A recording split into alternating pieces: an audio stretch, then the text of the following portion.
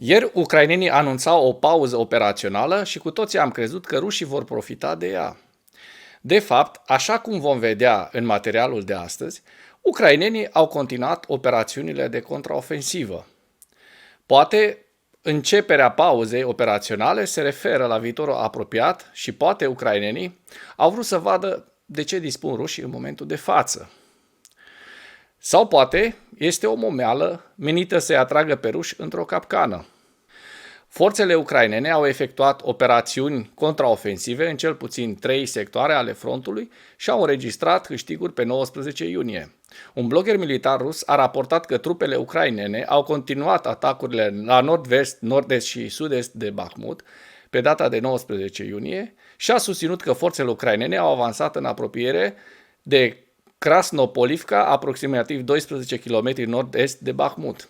Ministrul adjunct al apărării ucrainean, Hanna Maliar, a anunțat de asemenea că în cursul săptămânii trecute, trupele ucrainene, în direcția Tavrisk, Zaporozhe, au avansat cu până la 7 km și au eliberat 113 km pătrați de teritoriu, inclusiv 8 așezări din vestul Donetsk și vestul oblastului Zaporozhie. Bloggeri militari ruși au susținut că trupele ucrainene au atacat la sud de Velika Novosilka, în vestul regiunii Donetsk. Imaginile geolocalizate postate pe 19 iunie confirmă că trupele ucrainene au eliberat Piatihatki, la aproximativ 25 km de sud-vest de Orihiv. Bloggeri militari au raportat de asemenea că au avut loc lupte la sud și sud-vest de Orihiv pe parcursul zilei de 19 iunie. Ministerul Regatului Unit al Apărării a evaluat pe 19 iunie că Rusia a desfășurat probabil porțiuni mari din gruparea de forțe Dnipru de pe malul de est-stânga al oblastului Herson până la direcțiile Zaporozhye și Bakhmut pentru a răspunde acțiunilor contraofensive ucrainene de acum 10 zile. Forțele ruse au efectuat lovituri cu drone și rachete în sudul Ucrainei pe 19 iunie. Statul major ucrainean a raportat că forțele ruse au lansat 4 rachete de croazieră Kalibr și 4 drone Shahed asupra Ucrainei și au declarat că apărarea antiaeriană ucraineană a distrus toate dronele și rachetele. Oficialii ucraineni au raportat că forțele ruse au lansat rachetele de croazieră Kalibr dintr-un submarin din Marea Neagră și dronele Shahed de pe coasta de est a Mării Azov. Secretarul de stat al Statelor Unite ale Americii, Antony Blinken, a raportat că guvernul chinez a reiterat că nu oferă și nu va oferi asistență letală Rusiei pentru a fi utilizată în Ucraina. Blinken a raportat pe 19 iunie că Statele Unite nu au dovezi care să contrazică afirmațiile Beijingului.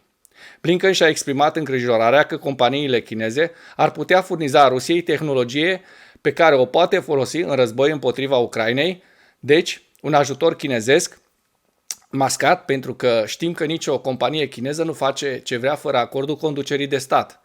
Producătorul american de apărare Lockheed Martin a indicat că este gata să ajute Ucraina să zboare și să întrețină avioane de luptă Lockheed Martin F-16 dacă statele NATO acceptă să le trimită în Ucraina.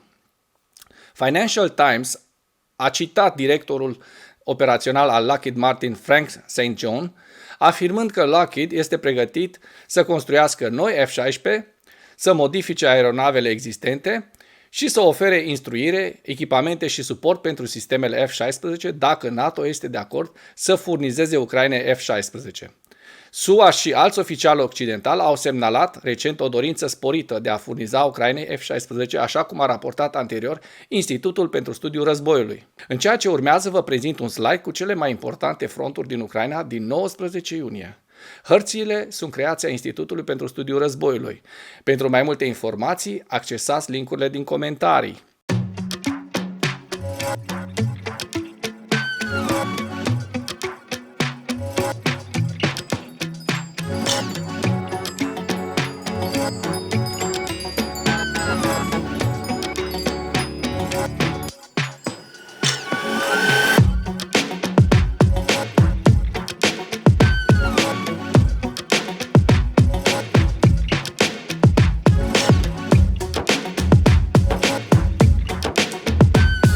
Mulțumesc pentru vizionare. Dacă vrei să susții acest canal, abonează-te la Animatura.